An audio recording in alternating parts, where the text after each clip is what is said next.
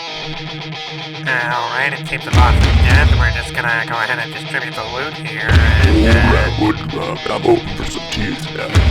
There's no loot. I repeat, there is no So you want some loot? Yeah. Want some loot? Yeah. Baby, you're gonna have to wait till next week.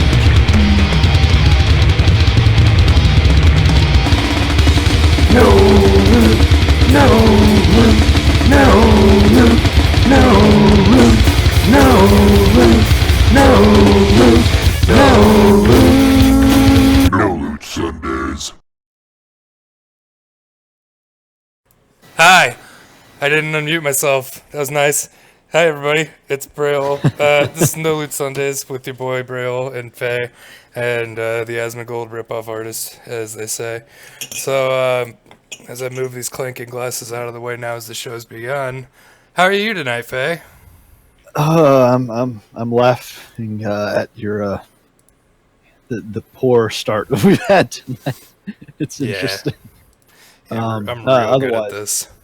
Oh, I am much better than I was earlier this weekend after I threw my back out. Well, I'm glad you're feeling better. Oh, man. All right, so What about you? Oh, man, we're going to have to talk about me. I'm fucking alive. No, I'm doing fine. It was a good week. We got to start in tours, which I was surprisingly more excited. I found myself more excited about it than I thought I would be. Whenever the day came, I was like, new raid! Yes, let's go do the new raid! And I was like super hyped, and then doing the raid was a blast. So far, I really like this raid. From everything we've seen of it, I really enjoy the boss fights in this raid, as opposed to the boss fights we got in Tomb. They feel different from each other now. Yeah, it definitely doesn't feel like, oh, it's a boss with a different colored soak mechanic. Exactly, and so that's pretty exciting to me. So to just get everybody up to speed, we made a bet last week. Our bet was that Faye, we were betting on how many bosses our guild would get down, right? And Faye said, you said 9, if I remember right? I said 9. You said 9, and I said 7.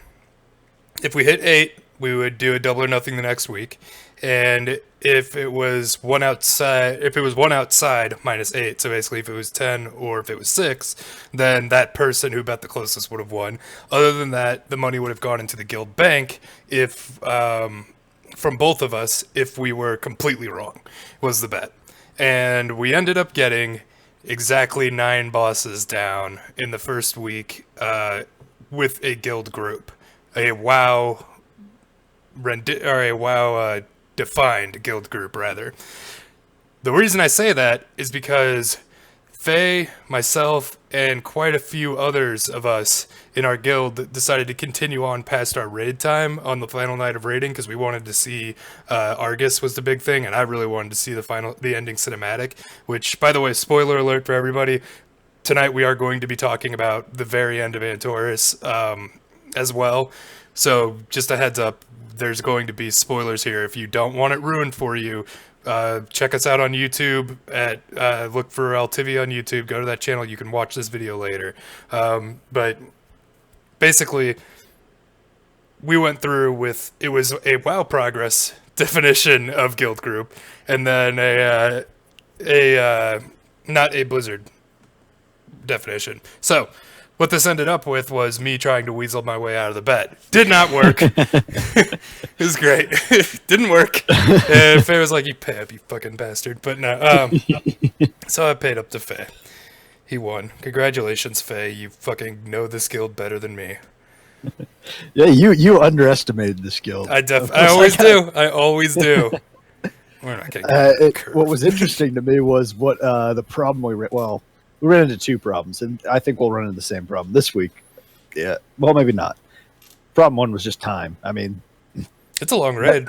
That's really where it is. Is like it is a long raid, and first week you're guaranteed to pull pretty much every boss twice because everyone, like, you can explain the mechanics up and down. You can have people watch videos, but most people don't really understand the mechanics until they're there face to face with them. They're like, "Oh, I get it now." Absolutely.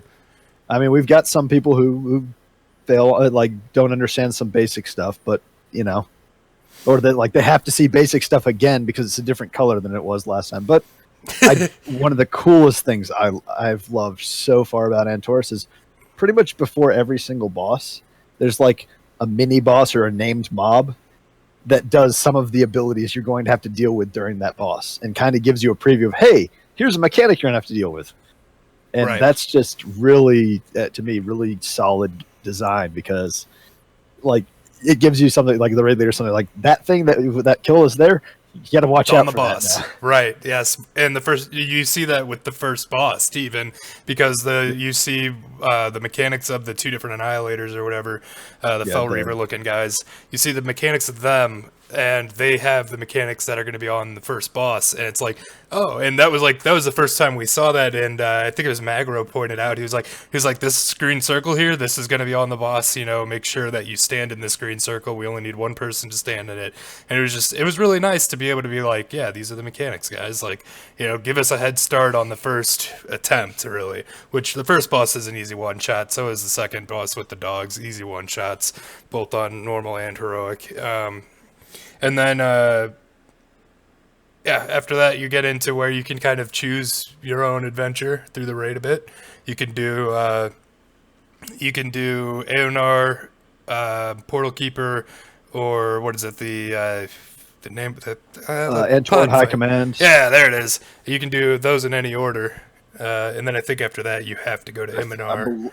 I believe the order that is expected is going to be Worldbreaker, Dogs, and then High Command is going to be like first wing of LFRs, most likely that, because we got the achievement after doing those. No, there's the fourth one, Portal Keeper after Portal that. Keeper, yeah. So there's 4. So the oddball of this raid to me, the real oddball fight is definitely Aeonar.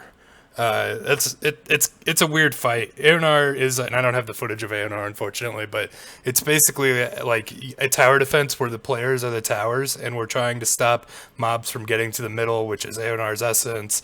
And like, there's a big mob that needs to be tanked, and they spawn randomly and stuff. It's super easy on normal. It abruptly ends. It felt like to me. It's unfortunately it isn't as far as I've seen, and from all the feedback, it's not truly random, which kind of sucks, but it'd be hard to tune the mythic race around true random spawns, because someone's going to get the luck. So there is a pattern to it. What's that, Kill Jaden? Oh yeah, no, definitely. And definitely so agree. The biggest problem we had was we had like 3 different sources for the order that they're going to spawn, and eventually we figured out which one was the right one, but that took a couple tries. But otherwise it's not that hard of a thing. It does feel like it has a bit of a unfriendliness. Like if you have no ranged, which I'm surprised you've made it this far in the expansion with no range in your guild, but if you have no range, you're going to have some issue with one of the waves that comes after you, because it's a bunch of flying mobs that you can't hit otherwise. Yeah, that part kind of sucks. I guess like if Death Knights could probably grip them down, maybe. I don't know. I mean, because and it's not like we had a Death Knight, but they didn't try. They didn't really try that. So yeah, well, they couldn't because they were so far away. Because you've also, I believe, that at that point in the fight, you've got 2 different portals that open up at that point, where one's up top, one's down below, and you have to be able to pick up the big guy up top, and then the bats are near the middle, and you have the. You just have basically a kill fest happening on the bottom where all your DPS is supposed to be. But there's definitely a priority on all of this, because they've got some things that are really fast and you have to kill them. It feels like Zerglings. Yeah. And then you got the really slow dudes that it's just like, we'll get to them when we get to them. But so good. I feel like from what I've seen of it, and everyone says heroic is still easy, and that just may be that it's just kind of tuned at that point. But there's definitely, I could see running into some problems on the mythic difficulty. It'll be interesting to see where it's because it's in some ways a DPS race, because you have to kill all the ads as quick as possible. It's also very much a CC heavy thing. So if you can't kill them fast enough, you can CC them all. But even then, the portals will open even if you're not done with a previous pack. They're on a timer, from what I could tell. and Yeah. we had some stuff opening up when some groups weren't already done. Both me and Bray, we ended up dying because We're the only ones who died. one of the tanks missed the memo that they needed to pick up the big dude. Yeah. Yeah. No, but it was so. Oh shit! I forgot what I was gonna say. Talking about the difficulty for heroic is what I was gonna be getting to. Talking about the difficulty for heroic, I feel like heroic is difficult, and that it's going to like really challenge us before it's all said and done. But I also feel like this is not going to take us nearly as long as Tomb did to clear on heroic. Oh yeah, no, we're gonna have it on farm way sooner. And I'm saying to the point where mid-January. where Argus is easy. Right. Like everything I've heard, Argus it does not feel like a final boss, which kind of sucks. But our Agrimar, on the other hand, does. Yeah, I actually tried to pug Agrimar on heroic, huge mistake. And geez, he's pretty tough on heroic, man. He's a pretty tough guy. Now then the question is that that's a pug, so it may just be that fight. And you could kind of feel it on normal, but the healing requirement in the transition phase is going to be hard. Yeah, also the DPS requirement in the transition phase and the CC requirement. Oddly enough, there's going to be CC in this raid. Like, you're going to have to use CC. With Agrimar, in his transition phase where he spawns like the embers around the outside and whatnot, if anybody hits those embers with any kind of damage, they can't be CC'd and they just go straight to the middle and cause a shitload of damage. It is awful because like I made the mistake of trying to what was that called? Thundershock? Shockwave. I'd made the mistake of trying to shockwave the ads on the outside, and it was not good. Okay, so because on normal, the goal is you kill all the embers and then you kill the big dudes. Right. It's reverse on heroic? It seems like it. It seems like you're going to want to kill the big dudes as soon as you can, and then and keep the embers CC'd. But another thing is on heroic, when the big dudes die, Agrimar respawns. Like, he comes back out of his transition phase. So it's interesting how the shield's no longer there, so yeah, then the shields. Oh my god, that's how you do the fight! Oh, I just figured it out. Yeah, so you take care of the embers after you take care of the big guys, because then they'll die to cleave oh because my they die God. really quick. Yeah, because you can cleave them down too. Oh my lord. But yeah, it's definitely going to be a healing requirement or a for heavy sure. CC requirement because, I mean, you've got none of them really spawn together, so you can't like use some AoE CC to keep them all together. I do know that I will be running Ring of Peace on my Windwalker because I've found a way to position it to where I can just get one trap there pretty much forever. Because Nice. it just pushes them into the edge and they just can't get around. I saw that. That was the guy I kept trying to trap. Dick. No, but- It's so funny though. It's just like yeah, I was really disappointed because I feel like it would be cool if you put it in the ringer piece so the ad was in the middle, it just couldn't get out and just got bounced around inside like a ping pong ball. That'd be great. Oh man, yeah. Agrimar is probably going to be the most challenging boss in this raid. I feel. I haven't seen Argus on heroic at all yet, but it seems like his numbers are too low to really be scary. Honestly, like he doesn't. Argus feels very much the last phase of his fight feels so much like Xavius. Yeah, where it's just chaos. Just like you ignore everything and just burn nuke the boss. yeah. And that, I don't know. I doubt we'll see any buffs to it, because I know that they've kind of said that like they don't like buffing stuff during the race period. But Mythic Race doesn't start until this week, so maybe Right. we'll see some buffs go at, or maybe they just say, "Oh, no, heroic and normal are what they are. Mythic is the target." I think that's honestly their mindset with raids is that, you know, heroic and normal are going to be what they are, and we're just going to focus on making sure that the mythic race is something worthwhile. And then after the mythic race is over, you know, you'll see the nerfs that need to be done and whatnot. For knocking the Argus fight though, for knocking it for its, you know, lack of difficulty for the most part, at least on normal.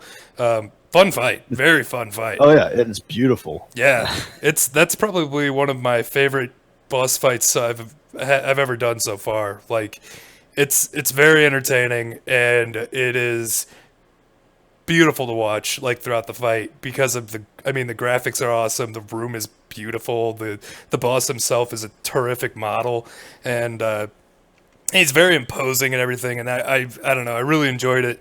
Really enjoyed the fight. It was surprising though. Like we went into a one shot against him. You'll see it in the video here that we've got. We've got visuals tonight, everybody.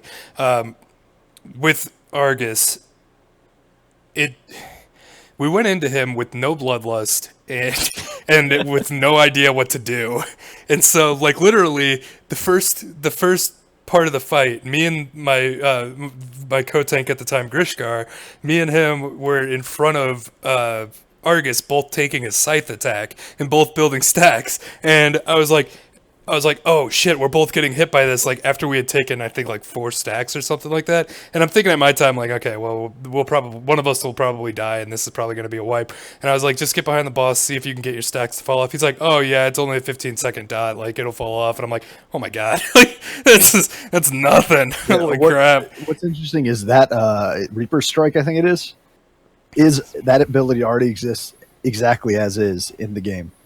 Is that right? Or that the stack and then Reaping Strike does the huge damage to however many stacks are out on you, I believe. And it's on one of the Argus Greater Invasion Point bosses.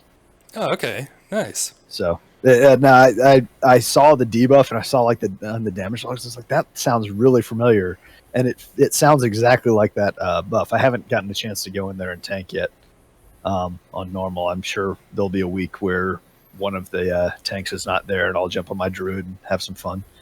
Yeah, I'll probably do like we did with Tomb of Sargeras, where we do like just a random ass alt run on Sundays or something like that, so we can just keep getting people and their alts through normal, so that they have a chance to play it from different roles and everything.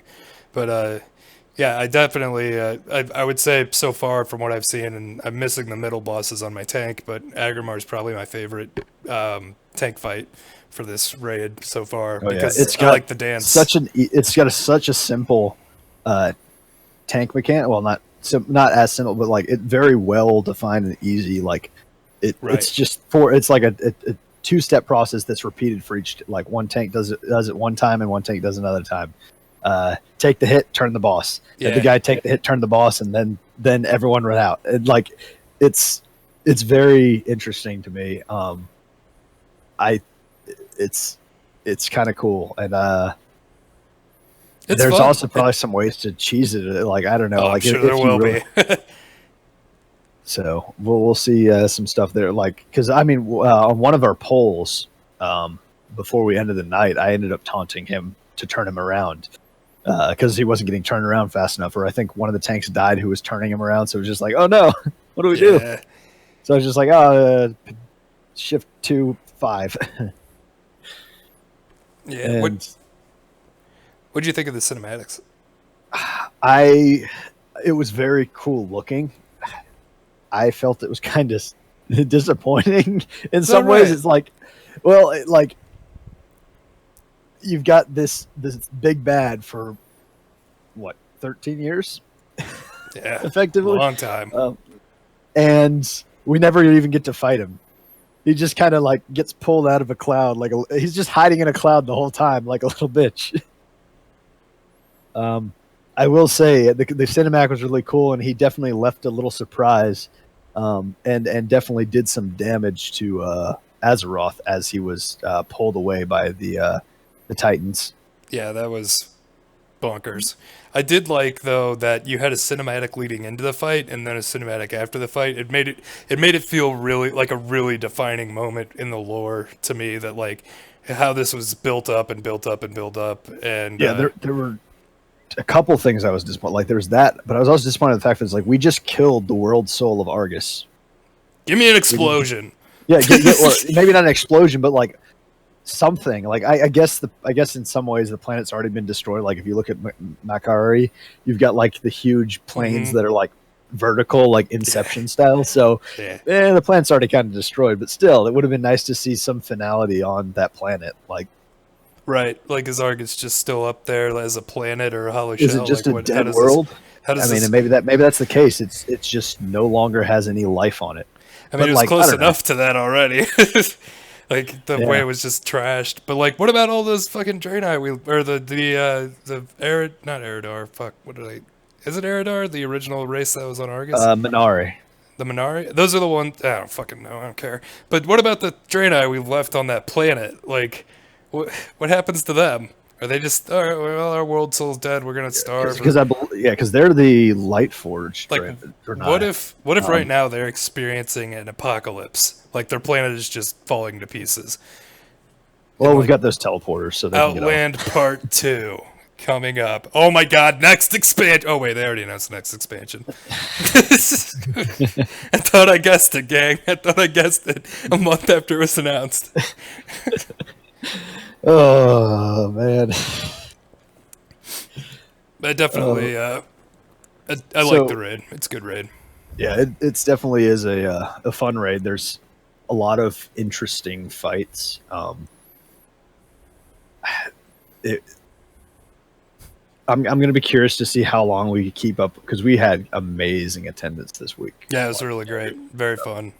I'm just interested to see if we're going to see the same numbers continuing on, because we had how many people at the beginning? 20? We were generally going between 17 and 19 throughout the entire raid week. So we've only need a few more people to be able to run Mythic, and so which makes me want to beg the question / start another bet.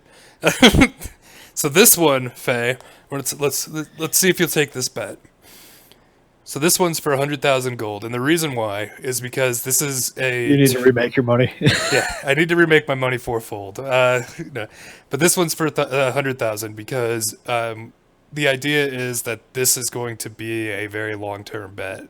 So here's my proposition.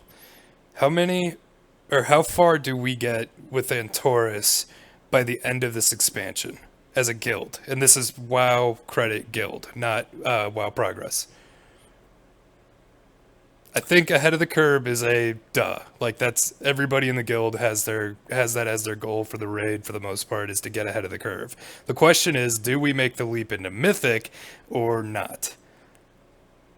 And if we do, I really want to say we do and we get it done, but you're saying we've got some pushback. Well, it's as long as we expect, and there's been no beta announcement for Battle for Azeroth. Right. We're probably expecting a year. Like that's at that point, everyone should be pretty much max geared out. Like your Titan forges are going through the roof. I mean, we run into like three problems. One, people just don't want to do Mythic, period. Right. Two, people get tired of the tier before they even get maxed out item levels and everything. And three, we just don't end up recruiting enough, like the last few slots. It doesn't come together, right? And so I wouldn't even take the bet until we actually have 25 people raiding with us consistently, because that's just too much of a barrier to entry. I think once we get to that point, I'd be willing to consider the bet. But the thing is that's kind of like the part of the bet to me that's difficult, is to be like, well, like I could say we just get ahead of the curve and and I bet that, we don't get the Mythic group together, or you could, be like, all right, so let's say we get the Mythic group together. Do we make cutting edge or do we give up before we get there? Kind of thing. But if you don't want to take this bet now, I'll reapproach you once we start Mythic. Yes. All right, fine. I'll do that. Right. I'll wait on it. I'm also saving you some cash. Oh, okay. Is that right? All right. The other thing is, I regardless of whether our guild gets it, I plan on getting it. Yeah. In some way, shape, or form. Yeah, I do too. I really like. This week, or this raid, was the first consecutive raid I have done with the same raid team. Now I know that I've been raiding this entire expansion. I have whatnot, but the raid team has fallen apart and been rebuilt with different players many times. But this time was these are all the same names I saw in Tomb. Nobody here is new to me. Nobody here is new to the guild. Everybody here was, for the most part of our Tomb team. And I thought that was, except for I think one. So maybe just one person. But to me, that doesn't quantify a new raid team. That's just, you added a member. But To me, that was a kind of a neat feeling because it was like the gang's getting back together kind of feeling because we'd had like a week off from raiding completely, and also like a lot of people took several weeks off out of Tomb because they just got fucking tired of it, which I don't blame them. Tomb got very old, especially like October, November got really just boring to be there, but it was a really cool feeling to get everybody back together and get back into raiding, and like it was like I don't know, it was almost like, oh, this is just like old times, but old times aren't that old. I don't really know how to describe it, but yeah, great start to week 1. Gonna hopefully clear it as WoW determined guild for week 2, clear it on normal and get started on heroic would be great. Yeah, I think we're gonna probably be in normal for 2 or 3 more weeks, just because we got to get to that point where we can clear normal in Quickly. a few. Yeah, like pretty much, we want to get to the point where we can clear normal in day 1 and move on to heroic. That's the goal. Day 2, and then eventually we'll just roll into heroic all week, which it'll be that's going to be the big challenge, is keep maintaining the consistency when we get to the point where a lot of people have what they want out of normal. Right. Yeah. That's when your group starts to kind of But shake apart. Hopefully people understand, like, this is how we do it. Like, when it's on farm, like truly on farm, where we can clear it in a night, that's when we'll move on when we ignore permanently.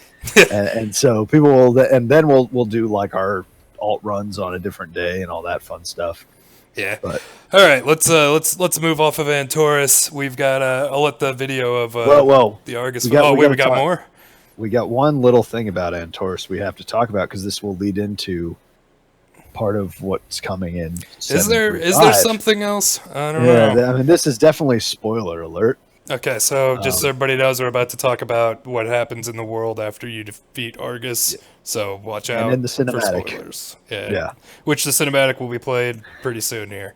So after the fight ends. But yeah, go ahead and lead us in here, Mr. Fay. So Mr. Big Demon Boy, after he gets pulled away from his class, Sargeroth, Sargeras, he kind of throws a little fit as he's being pulled away, and just pulls out his sword and just stabs it right into Syphilis. If you know what he means.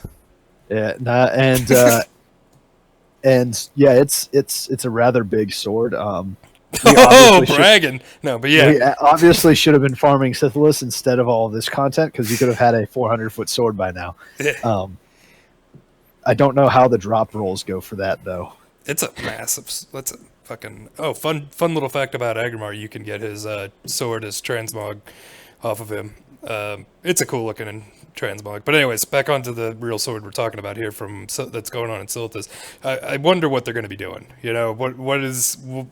Where does that story go? Obviously, that's what's causing the Azerite to come up to the surface.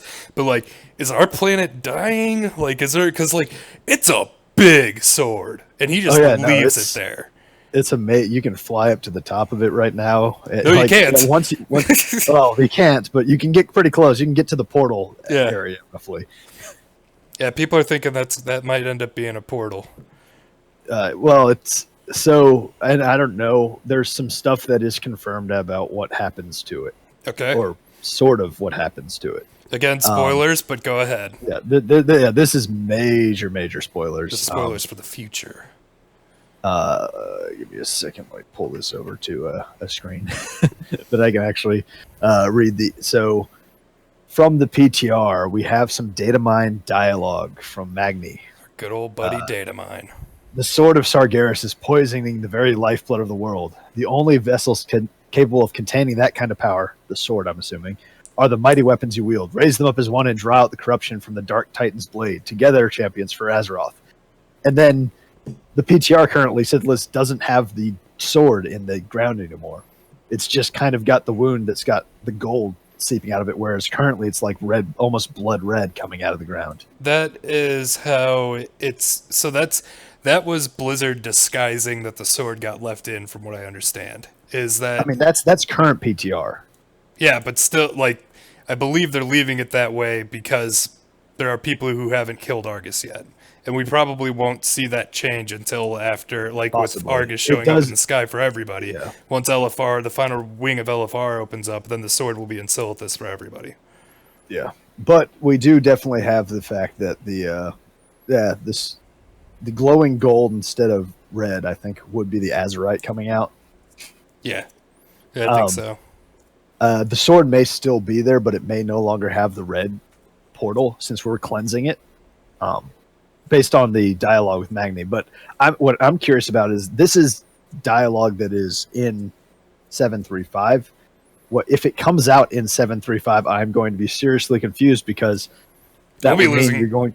you're losing our artifact weapons before the end of the expansion, unless they're just we get placeholders in place of them. They're like, It. I don't know. I It'll don't be either. weird. Like I don't like the idea of losing the artifact weapons before the pre-patch anyways. And maybe this is just Blizzard getting like stuff set up for the pre-patch because they might be wanting to like, okay, let's get everything in place, and then like everybody's going to be focused on Battle for Azeroth. Once that gets done, we can throw it live without having to worry. Like, kind of just set it on the back burner. Yeah, it's also possible that this is stuff that is like in the past, like Raid was in 7.3, but it didn't really get released until 7.35 is on the horizon.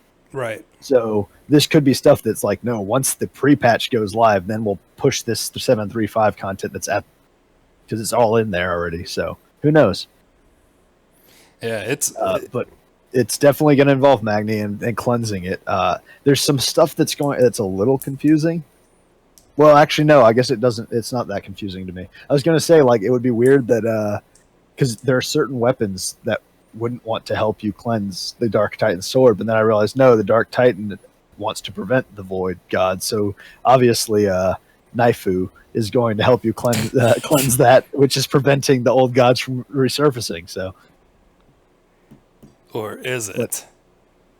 Yeah, so I'm curious to see what's going to happen with that and how it happens. But I don't know. Like the other theories is if it's just going to leave the sword there but cleansed, is that going to be part of some sort of dungeon or pre-patch content similar to Invasions?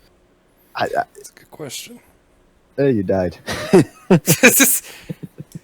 Yeah, that's a good question. I don't know, and I have no fucking idea where Blizzard's going with this. Honestly, like it just seems really.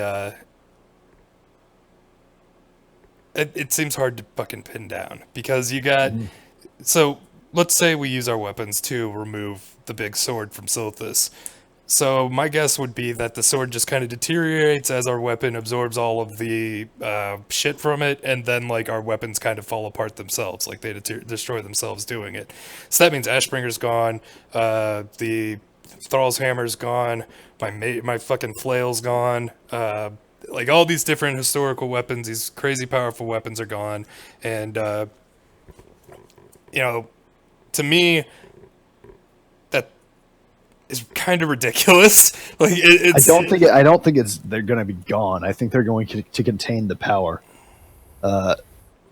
into them. So they may just be put somewhere, Maybe or it's stored somewhere in a vault, or perhaps the sword becomes a prison. Like they become a prison for it, and therefore that portal's actually a thing. What if it's and it is actually a portal? Is it actually a portal?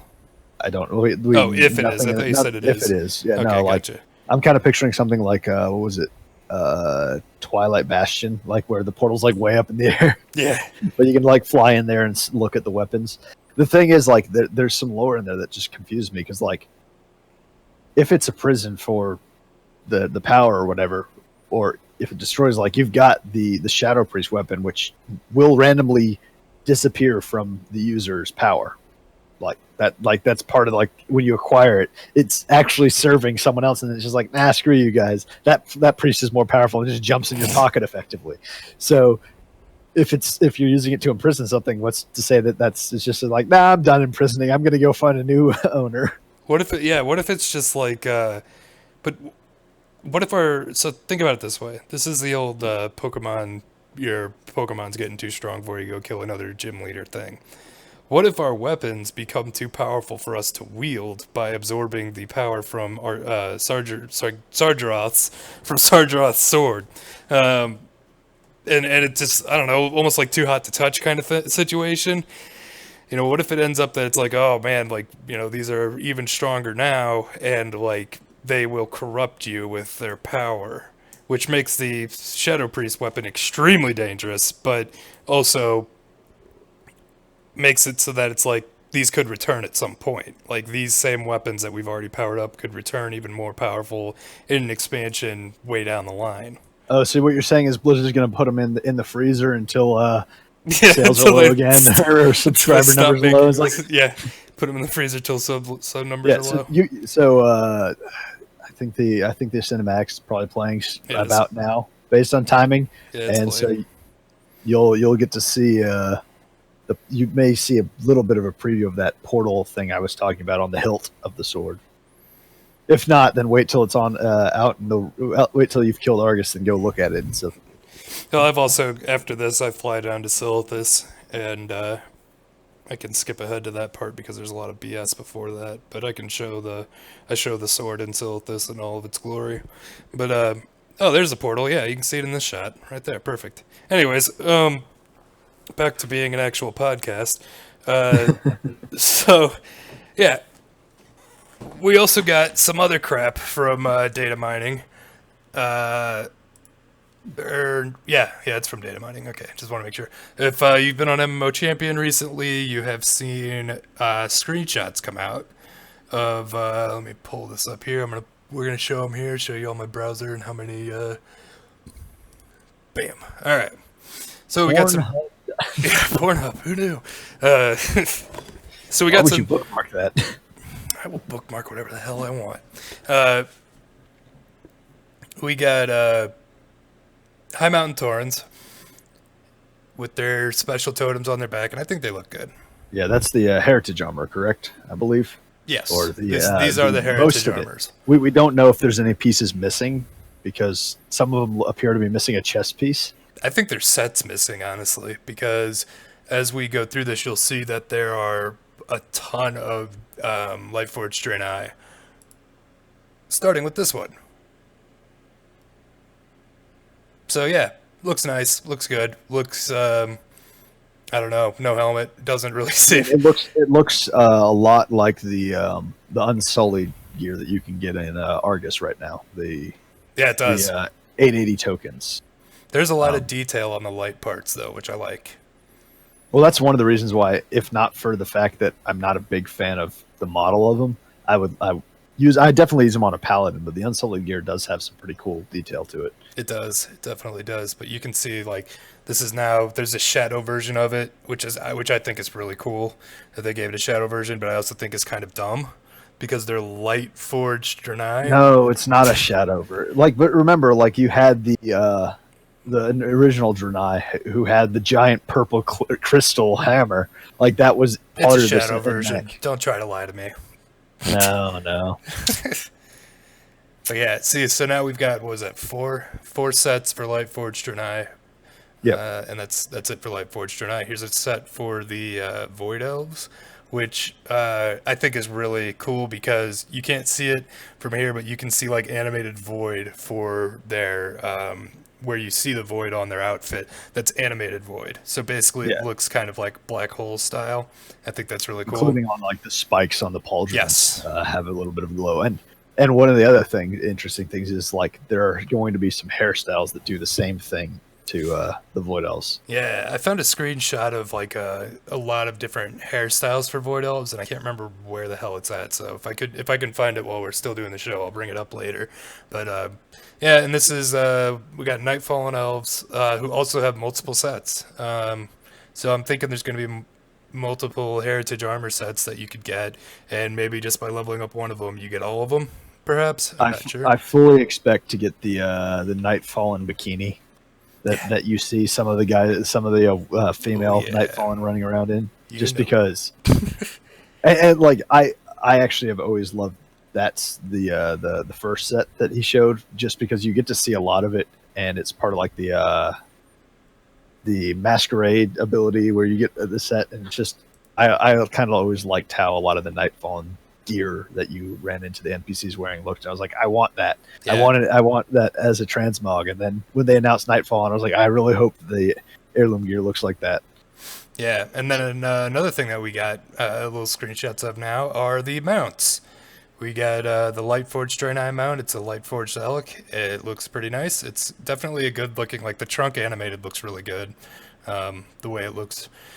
And then the Void Ostrich. The Void Ostrich is really, really pretty to me, but it's also an ostrich, which makes me lose interest. Yeah, I actually don't think I've ever, other than like during BC when that was the only mount you could get as a Blood Elf, I've never seen anyone running around with the Sunstriders, which is effectively the Void Strider, so same thing.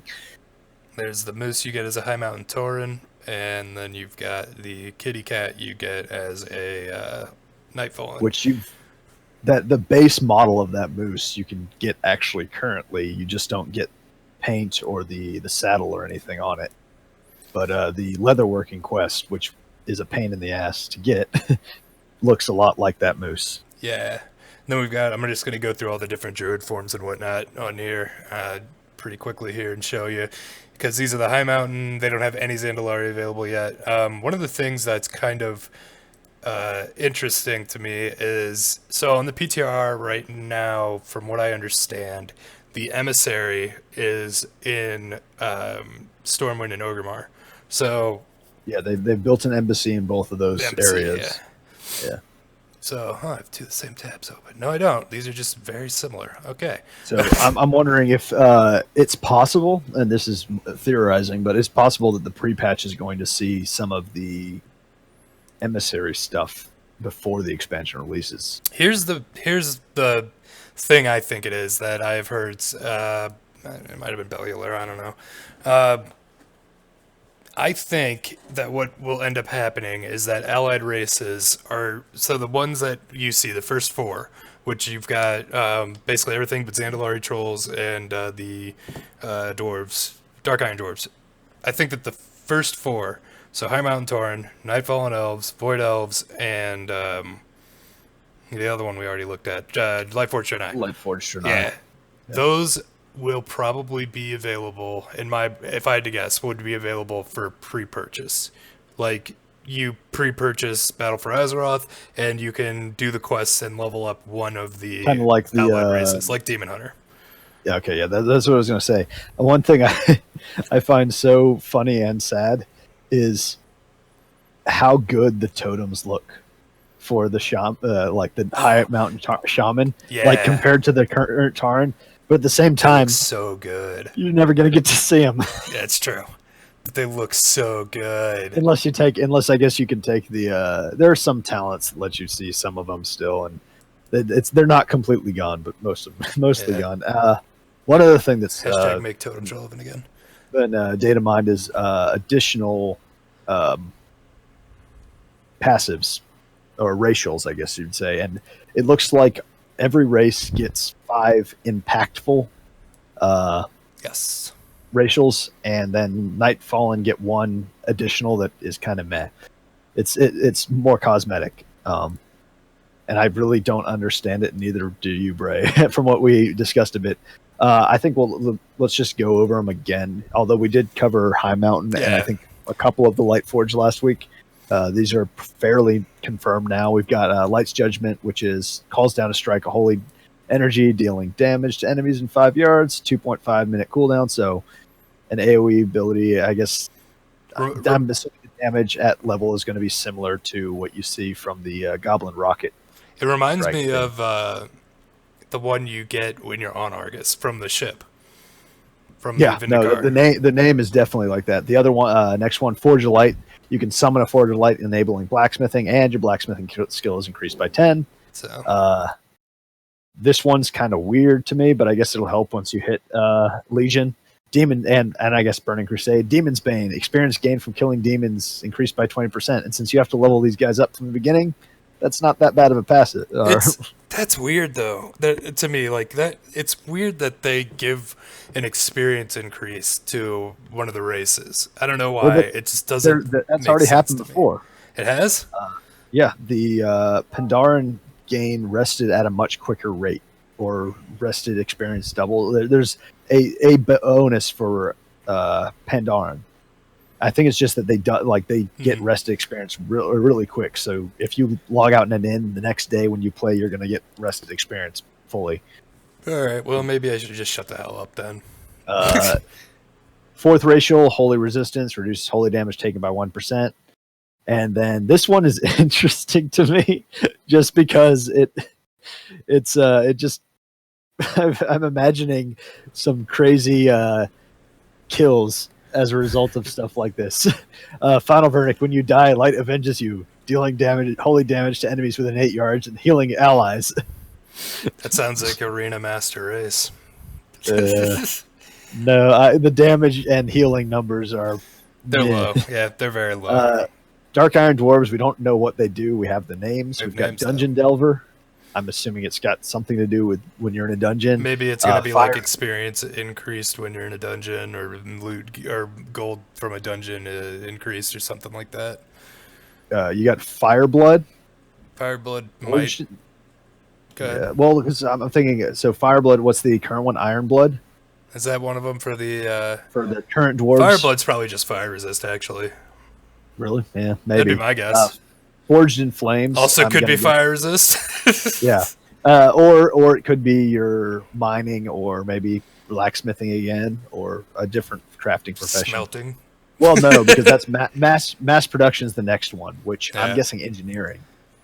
I don't. Because don't gnomes already have engineering though? Don't they already have an engineering increase? Yeah, I guess they do. And then last is Mole Machine, which I'm going to assume is some sort of travel related ability. Maybe an extra Hearthstone. I think it would be dope. Well, it could actually be a Hearthstone, which would be pretty neat. But I also think it would be dope if it was like a form of Blink in a way. But then we already got one of those with a cast time that you can use while moving. I don't know, but yeah, no. Yeah, you're right. I mean, because we got Void Elves they got the Chill of Night, which reduces arcane and shadow damage by 1%. Entropic Embrace, which your abilities have a chance to empower you with the essence of the void. I don't know if that's going to just be visual or if it's going to be similar to the. It may be a bit like the Undead Touch of the Grave, where you get some extra damage on your spells. Maybe. Then you got Ethereal Connection, reduces the cost of void storage and transmog by 50%. Which is the most OP trait I've ever seen in my life. It's so overpowered. Then you've got Free Natural Calm. Your spell casts are not delayed by taking damage. That I'm not really sure, because I can't remember the last time I had to deal with spellcast being delayed by a significant amount. But still, that's pretty amazing. And then the last one, also very amazing, Spatial Rift. Rip a rift in space and time. Reactivate the ability to teleport through the rift. So this is a void-themed demonic portal, or transportation, whatever the transcend. No, not transcendent. That's something. It's the monk teleport effectively as well. So that's interesting. Let's go High Mountain Tarn again. We've got Rugged Tenacity, reduces damage taken by 330. I would actually prefer if that was increases armor by 330, but I guess damage taken reduced by a small amount is still something. Yeah, it can't be too much. You've got Pride of the Iron Horde, increases mining skill by 15% and allows you to mine faster. So for any of you who still have a gathering profession after 2 expansions that really frowned upon gathering professions, congratulations. Mountaineer, increases your versatility by 1%. That's pretty solid. Yeah, that's solid. As far as having a stat increase, it's I would say I'd prefer a 1% versatility over 1% stamina, since it's going to affect everything. Bull Rush, this is the one you were talking about last week. Charges forward for 1 second, knocking enemies down for 1.5 seconds. It's got a 2-minute cooldown. So the cooldown seems way too long to me for that, but I guess effectively 1.5 second stun is pretty powerful. Well, is it cooldown for War Stomp's 2 minutes, isn't it? Yeah. So it's similar in the same vein as War Stomp, honestly. Yeah, except it's a bit of a charge. I mean, 1 second charge forward is, depending on how fast the charge is, and that's the question still, you're not getting very far on it. That's true. I'm guessing the distance you'll get out of it is no more than the rocket jump from a standing position. Yeah. And then last, you've got Waste Not, Want Not. You have a chance to loot additional meat and fish. And then last, we've got Nightborn, and they've got 6, which is interesting. They've got Ancient History, increases inscription skill by 15. Arcane Affinity increases magic damage dealt by 1%. Cantrips, you can conjure up an Eldritch Grimoire, or Grimoire if you prefer, allowing you to have mail access for 1.5 minutes. I'm wondering if that's going to be just you or if anyone can use it. If anyone can use it, then it would be amazing for you'll want to have a Nightborn in your raid team. Then you got Dispel Illusions. Draw upon your arcane sight piercing illusions and invisibility for 15 yards. I assume this is an active, but they don't have a cooldown listed. If it's a passive, that is stupid. Because no rogue will ever get a... So I'm guessing it's an active, probably with a 2-minute cooldown based on everything else, or maybe a 1.5. Magical resistance reduces magical damage taken by 1%. So this one's... and then last is Masquerade. Shroud yourself in illusion, taking on the appearance of another Nightborn. So I don't really get it. It's possible that it's because of the you get that spell in Suramar and they just wanted to give it to you out the box, but I don't know. Or perhaps someone thought because it has Nightborn in the name, that's just the current Nightborn thing, and it was tacked on as a racial accidentally. Yeah, I don't know. I thought I found the picture for the Void Elves hairstyles, but I did not. Damn. Maybe I found a video of it. If I can track it down, too. I'd let you know. They've got Void Elf animations and Nightborn. There's some animations out right now on MMO Champion about I like that we're just sitting here going over MMO Champion. No, but there is videos for animations out and whatnot. But yeah, I don't know how to do data mining, so they do a much better job than I would. But yes. Yeah, that's the problem is like I can get some of that data mining, but it'll be posted on MMO Champion before I can get it out. Yeah, that's so right. Use tools at your disposal. But yeah, it's I don't have the money. Right.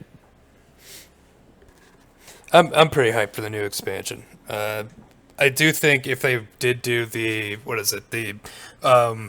pre-order the expansion and you get allied races early, I would like it if they didn't wait till pre-patch to do that. I would like it if it was like, yeah, we can, like, it's activated when 3.5 comes out, and then like when pre-sales are available, you can unlock it, allied races and all that. And I think that would be fun. It's just it would be nice because it gives you time to level them up before the next expansion, and then you could have them going into the next expansion if you were desperate to play those. My thing is definitely be the I think it would be the smart move to do it. Yeah, would be to have it come forward early so that and especially at the same time, sorry, go ahead. If you're going from a longevity point, having them released when the expansion releases means that some people will go back and play them after the fact. Yeah. Especially considering, though, that you are revamping the leveling for WoW. And by that, I mean you're doing the level scaling and all of that, and making, like, questing and all of that basically more demanding and more engaging. I think that that's an excellent, kind of bundle to be able to be like, yeah, we've got a new leveling. It's like, oh, great, cool. And that's like, and you can also level up these new classes or these new races. That's interesting. Like, cool. I can, get started on this immediately. I don't have to wait for the expansion to come out. I'm signed up for this expansion. I'm going to be playing it. I think that would be just a really nice incentive to pre-order. I personally am not huge on pre-orders. I always pre-order the expansions because I know I'm always going to play them. So, but I'm not huge on the notion of incentivizing pre-orders. But when you do it well, I like it because it only benefits me. So, Well, and I would say one thing there's a huge difference, and this is getting a little off of the just WoW track and in general gaming, but right. It's harder for me to argue with a pre-order for a game that is for an expansion compared to a pre-order for something like a game that's not actually released and is still in development. Right. Like I don't pre-order games that, especially these days with like the modern ability to pre-download your games and even if you haven't paid for them, or just play them on release because you can download your games. It's not that hard for me to be like, oh, well, it's not like the old days where you had to pre-order because there were limited quantities. Yeah. I guess I don't like some, there's so many arguments for and against pre-orders, and a lot of people fail to see one of the big ones. Because you've got everyone complains about pre-orders are killing the industry, and it's like it's easier for a company to judge how much interest they're drumming up from a pre-order ahead of time, which can be a good and bad thing. But at the same time, also you're bringing in additional funding early to possibly work on additional content for that going forward. Now, with a game like WoW, the expansion was already mostly funded and almost complete. But extra money from pre-orders to work it towards improving stuff is always a fun thing. And I think with WoW having some early release or like content ahead of time does mean that you're going to get smoother launch cycles to where you don't have as many server issues because everyone's trying to do the same thing at once. Yeah. So I think it behooves them to have some sort of method of getting it early. Oh, you're going to show some of our heroic footage from our quick jaunt into it this afternoon? Yeah. Just figured something to play in the background.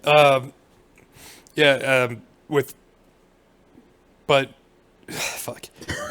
We're talking about pre-ordering, and I don't have anything else to say on it. I'm like, segue. How do we next? Like, what's the thing I wanted to say? Well, you did just die, so we got that going. Yeah, that's part of it. No, but yeah, but going forward into 7.3.5, which is hopefully going to be getting a release date soon, because frankly, the time between 7.3 and 7.3.5 is getting pretty crazy. Not to say that we haven't gotten any new content, because we have, and 7.3.5 certainly offered a lot, but I want new stuff. I don't know if that's fair to say, but like I want new stuff to do outside of the raid, because Argus the big problem. A lot of us are sitting there like, I mean, the big thing is you want to do some content, but you want something to do solo outside of raid, right? Because there's stuff to do outside of raids. It's old stuff, but it's still worth doing, right? But there's definitely the problem of like going forward. We started leveling up some alts on other servers because you wanted to get into the alliance, and it's just like once level scaling was announced at BlizzCon, it was just like, well, I just want that out so I can go. Yeah, exactly. I want that out so I can go play my alliance characters. Definitely. It's fuck me. What else is coming in 7.3.5 though? Let's see. I'm trying to remember because there's a lot of like achievement changes and all that stuff that's come out. But I think most of it's just that, because they're initially thought the Battleground was coming out, but it's looking like just a preview of it. So, and we kind of discussed this a bit during the PvP week. I thought that it's probably going to be like maybe a brawl of some sort to illustrate it, but or I don't know. Come out a little later. Yeah. And maybe it's, again, like with a lot of this stuff, looks like it's towards pre-patch, which makes me think 7.3.5 is a long time coming, and that's just kind of odd. It does seem like that, doesn't it? Because if it is, it will be the longest I think any patch has been on PTR. unless the expansion is coming out a lot sooner than we expected without a beta. It honestly seems like the PTR isn't a true reflection of 7.3.5, and if it is, then I have no idea what the hell Blizzard's doing. Like if it, because the thing is like there's, from what I understand, there's a quest line on the PTR that involves the sword. I should probably play PTR before I make these assumptions, but there's a quest line on the PTR that involves the sword and Silithus and like continuing the story. And like the big thing I keep hearing is that like the story for Legion still isn't over in 7.3.5. Like we're still, and to me that's tells me Blizzard's trying to set up continuous gameplay to where there is no content drought. Which would be great because we are still paying $15 a month. But my thing is like, you know, that means that at one point there's going to be a content drought and everybody's going to be really upset and disappointed, like, because that's just an inevitability. The other thing that was announced in the blue post about like, here's what we're testing with 735 PTR, Ulduar time walking is eventually going to make it to the PTR. Oh, that's right. Yeah, that's going to be coming out. But again, they even in the blue post they said in the next couple of weeks, so it's already going to be out there for probably a month or two. Yeah, it's going to be a long PTR. Yeah, it seems like it, and seems like it's only just getting started. I mean, it did only roll out this past week officially. Yeah, when Antorus came out officially, yeah. Yeah, because before that, it was basically everybody testing Antorus. Yep. So, when do you think beta's coming out? I'm actually going to be. I think this beta is not going to be like usual betas. I think that they're going to do a short-term beta briefly before the actual release. I don't think so. just because of how quick they're doing all this. The weird thing it was, because the timeline seems to, like, everything about it seems to make me think that it's going to be out at some point within the next, like, by next year is when we, like, during BlizzCon, it'll be the actual expansion will release, or right before or right after BlizzCon, the expansion will release.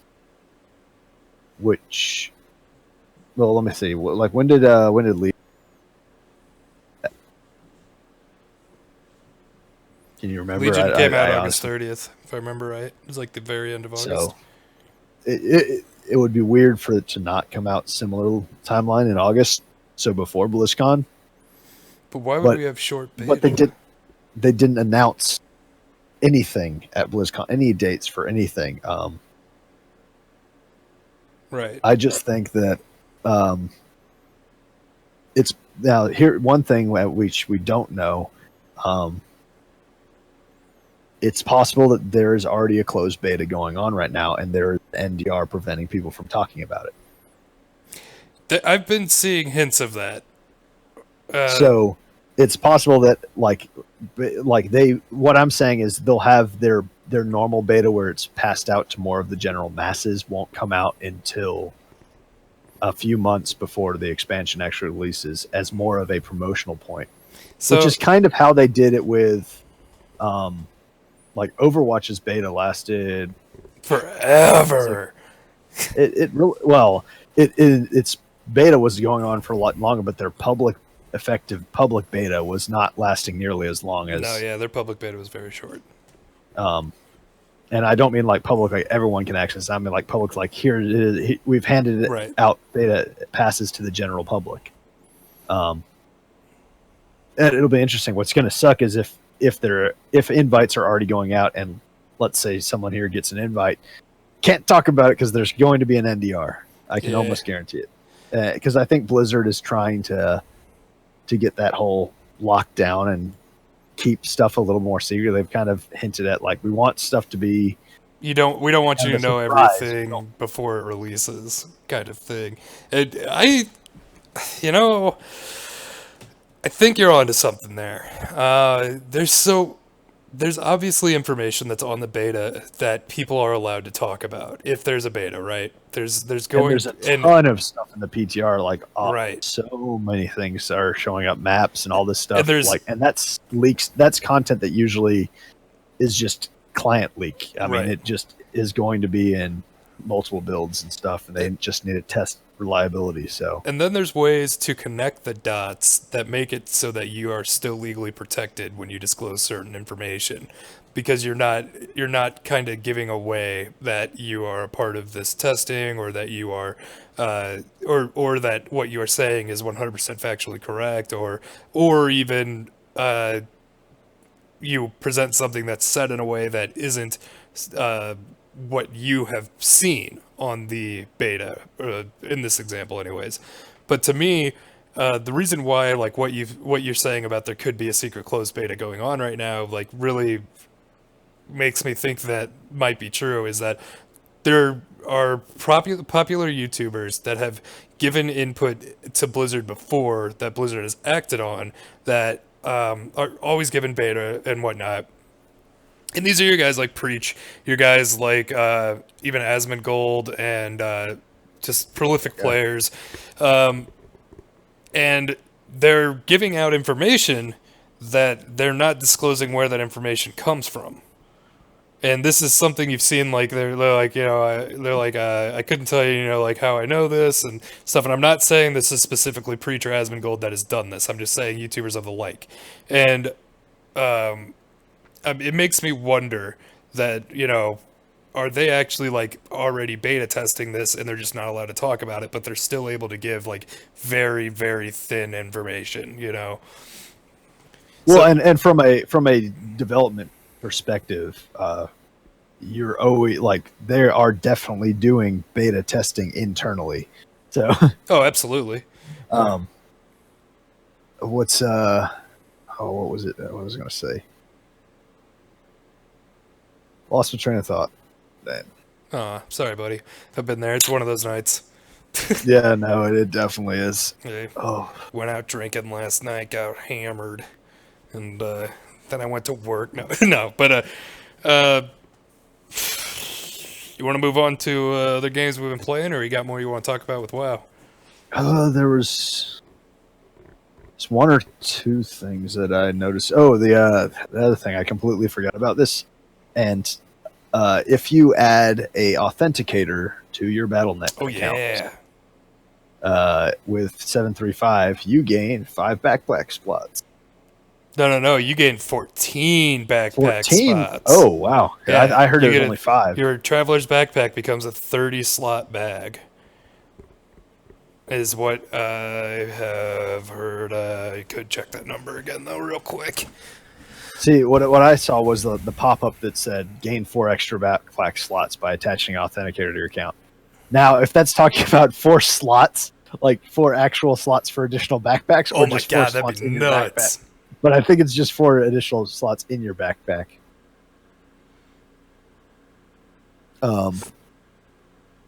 Yeah, there's not a lot in 735. The other thing I wanted to say about it was just I would love to see, and as we've talked a little about, there's other games we played, but there's with Overwatch, another Blizzard game. Yeah. They did, for the release of Sombra, they had that ARG type thing. Yeah. I would love to, like, it would be interesting to see if they're going to try and play something like that for beta information. And but it doesn't fit as well because of the theme, I guess, of WoW. There's not so much technology to kind of play along with that. But it would be interesting to me if they do some sort of stuff like that. Just play along. But yeah, that was pretty much all else I had to cover. I don't think 3.5 doesn't look like it's going to be absolutely massive, but it'll still be welcome changes. We expect the Sithless Battleground in some form or fashion, briefly. Level scaling, embassies, and probably a whole bunch of stuff that's not accessible. Yeah. That's for pre-patch stuff, just so they can get it in the servers and the live environments, fix any bugs with it, just being in the database before the actual release. Yep. Well, it was a good raid week. It was a lot of fun. And Taurus is fun, and we've got a lot coming forward on the horizon. But as far as news goes, I mean, other than, what we expected hitting the PTR, it's nothing really new about it that we have to talk about other than, leveling is going to be way more engaging. That's something that I'm pretty excited about, honestly, is that, you can level at your pace now, and that it's another thing is that leveling in general is going to be a little bit more difficult than it was, because they are essentially, with the scaling technology, making it so that you can't just one or two shot things in heirlooms now. Like in heirlooms, if you pull more than 3 things, you're going to die. So that's depending on your class, of course. Like if you're a protection warrior, you'll probably live. But that's exciting. Add an element of danger back into the game. Cool. Well, it's definitely probably going back to the kind of when they released that slight problematic undocumented change with scaling, where even at max level the things still scaled their health and such. Mm-hmm. So I loved how everyone was so, well, I say in love, but I found it funny how everyone was so pissed at it and then complains about how easy I know. It's like you're pissed because it wasn't documented, and because it's like that's why you say you're pissed. But no, you're really pissed because it's harder and you can't go around one-shotting everything. It takes more time. You pissed because you a bitch. I would love to see some CC requirements come back. I mean, we don't in really dungeons for sure. Even and that's the thing. Like even on Mythic Plus, like CC is not. It is necessary. Like we there's a lot. I don't agree. There's a lot of pulls that we've done it on. Like every single time we run Dark Heart, we have to do CC, otherwise we wipe.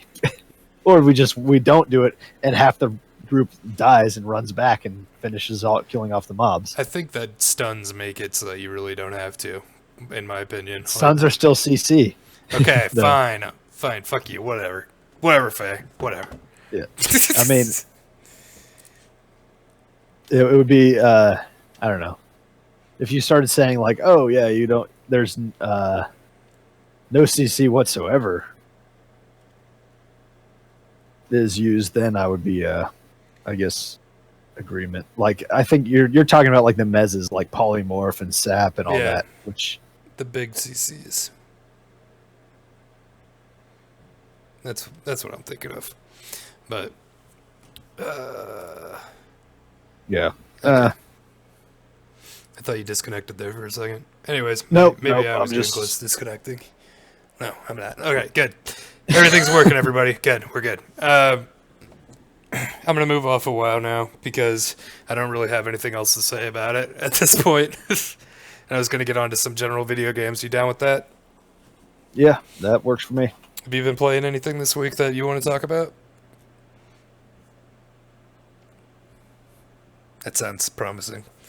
As far as I have, so last Sunday, Mr. Fay here was nice enough to buy me the South Park Fractured But Whole. It was a really nice surprise. And I started doing the late stream with that. It's been a lot of fun. That game is so funny. It's even better than Stick of Truth. And I would strongly recommend, like, their battle sequences have improved. Their overall like callbacks and everything they have to the series has just been piled on and piled on and piled on, and now it's just, I don't know, everything they do in that game just cracks me up. It's so good. So if you liked Stick of Truth, Fractured But Whole is not disappointing in any regard. It is even better than Stick of Truth, in my opinion. I would definitely recommend it to people. So far, I'm not that far into it, though. So I'm only on day 2. So it's very early on in the game still. But the first day is just, it's fucking hilarious. You play the same, like, you're still King Douchebag from the first game, which is really cool. That they didn't just like, oh, now you're another new kid that moved to town. It's like, no, you're Douchebag. You're always going to be Douchebag. Don't worry. It's nice. But Another game that I busted out. I have an Oculus Rift, and I busted out the VR machine again this week, and or last week actually, because I forgot to talk about it and I wanted to. I beat 2 games on there. One of them, Robo Recall. So Robo Recall is a game where you play as either a human or a robot. I haven't been able to figure it out, and basically you. Your job is to go around the city killing other robots, which is how you recall them. And it's like you have an AI that you start off with that's like this professional AI that's like, welcome back to your house or whatever. And like, it's like, you killed this many, or you recalled this many robots and you got these upgrades and everything. It's like, cool.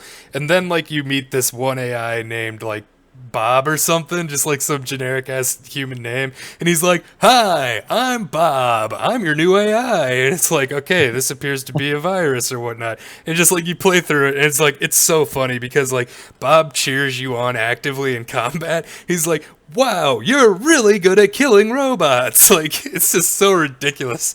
And he comes up with like these quick quips where he's like, "You hit that guy in the nuts. I guess you were nuts for him." Like just really stupid shit. It's so fucking good, and the music is amazing in it. But I ended up beating that game the other day, and the ending of it is really, really awesome because you find out the original AI you had was actually the virus, and Bob is just some homeboy. Like, he's just your buddy who joins you on adventures. It's great. And the last game I've got that I played was called I Expect You to Die. It's a puzzle solver set in VI where you play as a spy, and you get into these various situations that you need to recover some intel or escape this area or something like that. And it's just really fun, like, puzzles. And it also has a touch of humor to it. And in that game... Just a touch? Just a touch. Just a little... Where did the humor touch you? In all the right places. But in that game, at the end of it, there's a level where you're on a train and... they find out, like, this opposing spy agency, I think like KGB or something, finds out that you're on that train, and they stop the train and are looking for you, and then they figure out where you're at, and, like, I could hear the footsteps of the bad guy coming down the hallway, and that was, like, the first real moment of fear that VR has, like, got me, where it's like, oh my god, they're coming for me. And it's like, I got so uncomfortable and anxious with it. It was crazy. And it's like, even though it's like a silly game where you're like obviously playing a game, but like it's still, because of how real it was and how much you're focused on the game, it definitely got me. But those are the games I've been playing. A lot of fun. I haven't played a game like that in a while. That spooks you? I mean, the last game that I think actually got me like truly yelled out loud scared was BioShock. Like, it was just one of those jump scares in the game, but it just like everything was perfect. Like, what was funny was like it made me jump, but I didn't die in the game. And like turning around, someone was like breathing down my neck, and I just instant headshot him, killed him, but I was just like freaked out. Yeah, you're just like, oh god. I've actually never played. I don't BioShock. like jump scares. Like, jump scares are just one of those things that I just. Yeah. I think I actually have it in my backlogger, like in my gifts portion. So if I do, I've got a whole bunch of games in my inventory that I got from like Humble Bundles and stuff that I don't plan on doing anything with. Yeah, well, no, like I already own them and they're already in my library, so I'm not gonna use them because I got them in a bundle. So yeah, I just kind of give them away every couple years or so. I'll take all the games. Give them all to me. I'll take all the games. I just like games and I like having a collection. No, but I've actually never played BioShock, and but I've heard some good things about it. I've also heard some bad things about it. But I can't think of many bad things about it. It's a the second one was kind of disappointing, but like it really depends on what you look for in a game, I guess. Is if you just look for just getting straight into the game with like you don't care enough about story, then BioShock's not for you, because there's a lot of like the story and exposition required before you actually get to play the game. But if you don't mind exposition, I love story. It's like the reason I play games is for the story they tell. and well, but there's also the thing like I guess BioShock 1, I guess it never really had that problem, but like some games, like there's obviously the difficulty that makes it hard to enjoy the story. Yeah. Because like I know that was one of the things that you ran into with Fallout, was it got you really frustrated now. Well, that was because I couldn't kill the mayor.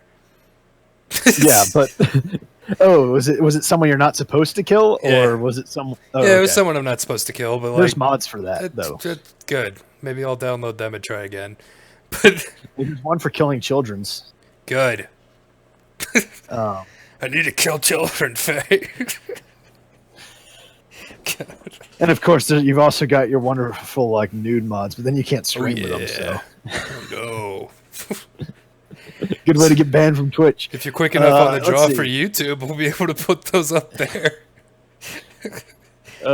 Just put them on Vimeo. Yeah, there you go. We'll stream live to Vimeo. Vimeo has no standards. It'd be great. What was it? Let's see. Games I played this week. Obviously, I played WoW. Some Overwatch. A bit of Breath of the Wild has been a decent amount of my extra time, but I was unfortunately, as it was mentioned at the beginning, me feeling better. Thursday, I pulled my back and spent most of the next 2 days in bed. Not fun. Not fun at all. How you feeling now? You good? My back still feeling hurts a good? bit. Your back still hurts. It's not major. It's just a slight pain. Probably but cancer. It's thanks, Bray. Sorry. It runs in the family. Well, Back cancer. Back cancer. Shit. Nothing you can do about it. Just sometimes you're bored with bad No. genes. My jeans are very nice. Thank you very much. They're Wrangler. God damn it, Faye. We can't have one single nice podcast. That Nope. isn't even a podcast I have to at tell all, puns. because it definitely doesn't pod. Bastard. That was just bad. Bastard. Shut up, Faye. You're the one who said a pun first. Anyways, It was actually a pun. that's true. Ugh. So one of the things that I find to be extremely frustrating is the way that they have. So you get your keystones, and like you can do them at level 10 for a long time, and then you got to go up to 15 for a long time, and then it goes back down to 10, and then you go back up to 15. It's like, to me, this is very frustrating, because I hate having to get my shit together to get it back up to 15 before, because like the beauty is once you get there, it's like you don't really have to actually worry about boosting your key, because you can just like pug a plus 16 and you'll get a plus 15 next week and know you're guaranteed good for the next week. And then, from there it's like figure out a time when you can do a 16, and it's nice because you don't have to worry about making the timer as much. You can be lazy about it and still get good gear. And Yeah. I hate these time, like this period we're in right now this week, where it's like I have to get a 15 done. Great. Like, just gotta fucking find a group for a 15, or if you're like me and you give a shit about your guildies, you try to help them get the 15s, and it's just it's my least favorite part of Mythic Plus is the way that the difficulty of them has been like fluctuating.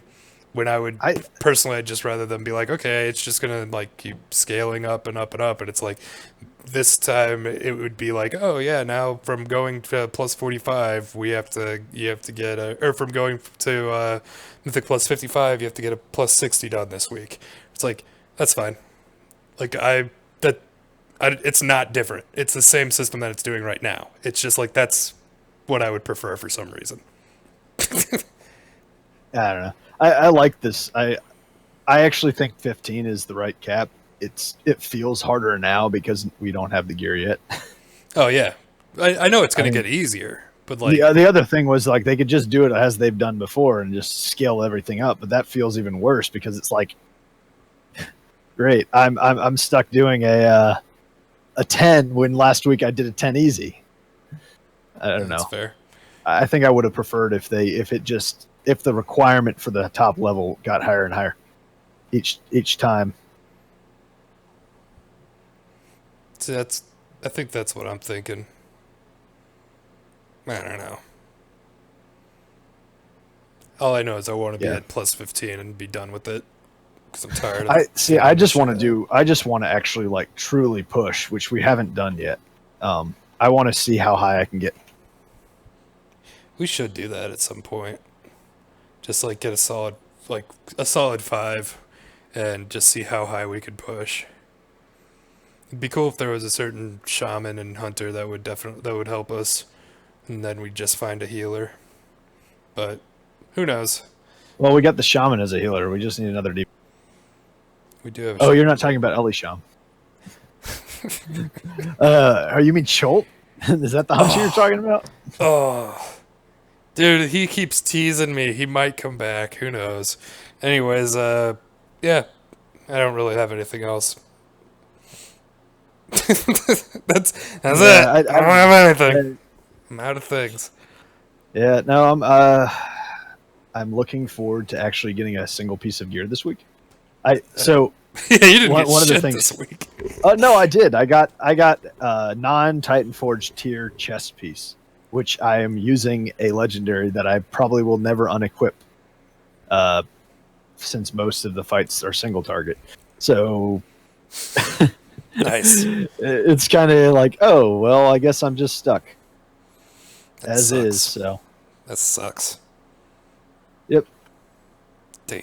But it is what it is. So, but yeah, considering I did 11 bosses across 2 characters, and then the first 2 of heroic, and still haven't gotten anything except that 1 tier.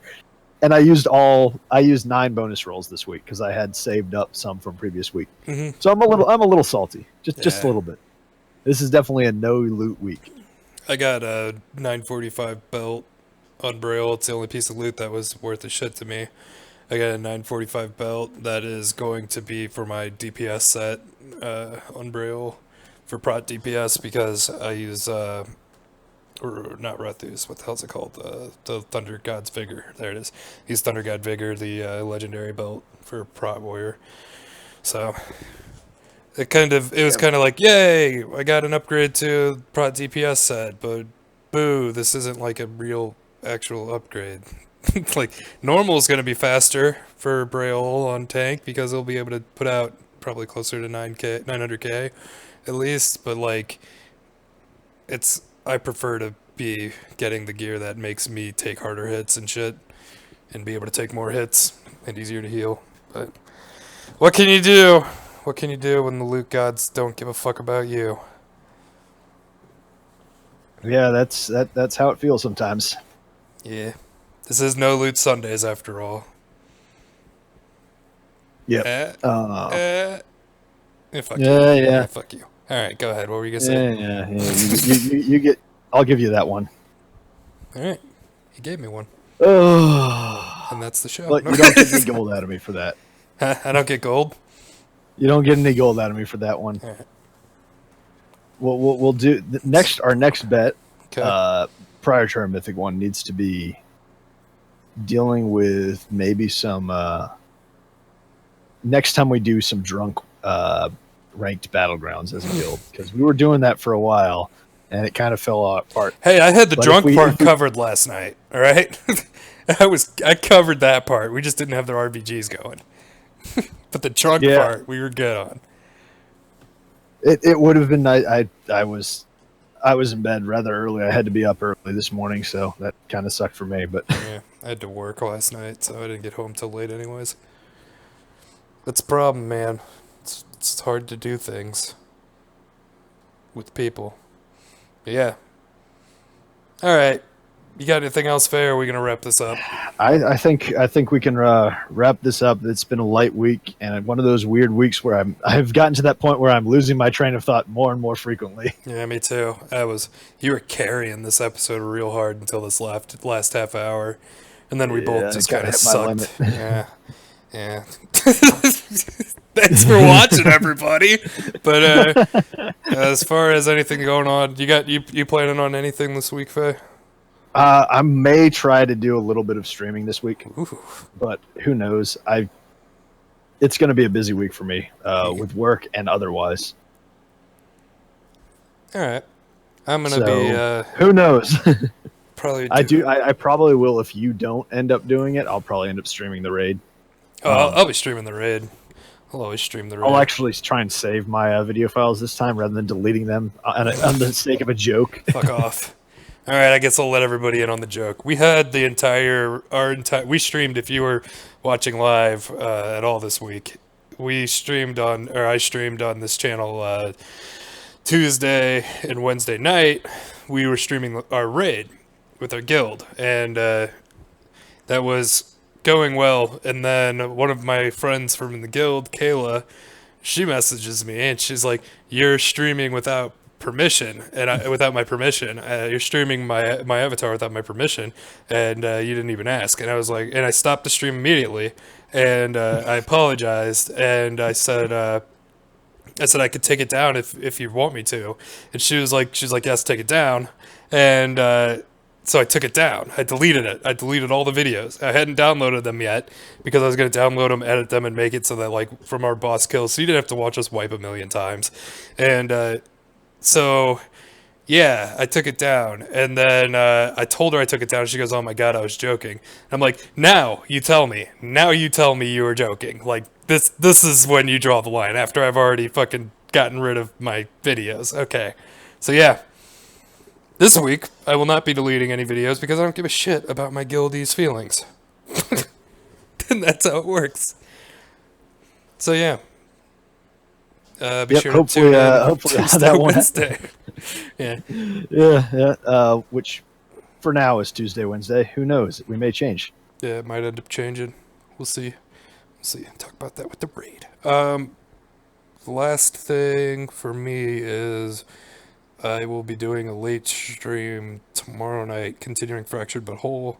Be doing it tomorrow night, nice. and I think Tuesday night after raid, I will probably be continuing Fractured But Whole. I've got early mornings ahead of me on certain days this week, so I might only be able to get 2 days out of it. But yeah, that's what we're gonna be doing. So be sure to check out Fractured But Whole. It's fun. Or watch that video later. Plug. Check out my YouTube channel. Yeah. All right. We did it. Have a good night. Good night, everybody. Let's play a song on our way out. Hang on. Let's see here. What do we got? This is a browser. That's a browser. I don't have any music queued up. All right. I'm shutting this down.